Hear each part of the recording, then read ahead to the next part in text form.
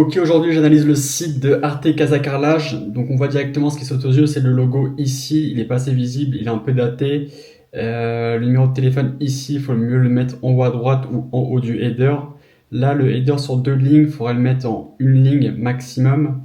Et ou alors ajouter un top navigation, donc un mini header au-dessus du header.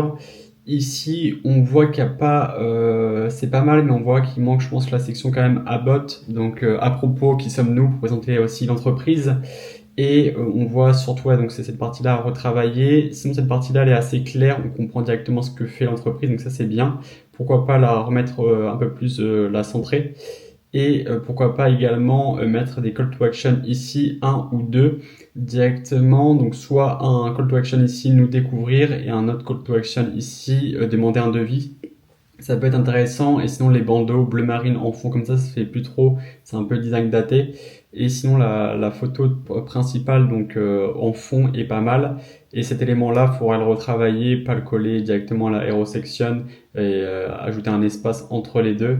Mais globalement, oui, on voit que le site est assez daté, le design est assez daté et qu'il y a quand même pas mal d'éléments qu'il faut retravailler pour optimiser ce site. Donc je me suis permis de faire une maquette pour redesigner le site. Donc là, on a les éléments importants. Le logo, j'ai pas refait un nouveau logo, mais là, on voit que ça passe déjà beaucoup mieux. Ce logo-là, c'est un design épuré avec des jolies couleurs. Donc j'ai repris une image ici en fond de leur entreprise qui est juste magnifique, je trouve. Donc faut la mettre en avant. Là, le H1 il est clair, on sait ce que fait l'entreprise directement, le sous-titre également. Là, on a un call to action qui est assez clair, demander un devis. On peut même en rajouter un deuxième. Là, on a un élément pour la preuve d'autorité pour que la personne qui ne connaît pas directement sache que finalement on a eu plusieurs clients et qui sont tous satisfaits.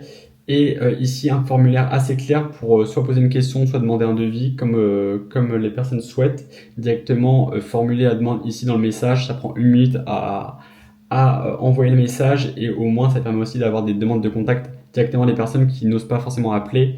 En parlant d'appel, justement, j'ai mis le numéro de téléphone qui était en bas à gauche, rappelez-vous, sur l'ancien site internet.